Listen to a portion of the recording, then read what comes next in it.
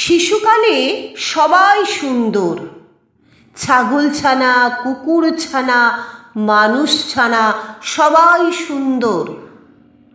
বড় হলেই যত আপত্তি।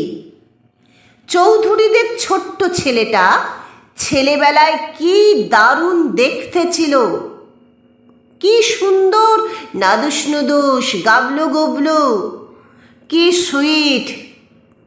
গতকাল দেখলাম পুলিশ তাকে ধরে নিয়ে ভ্যানে তুলছে ধর্ষণের অভিযোগে।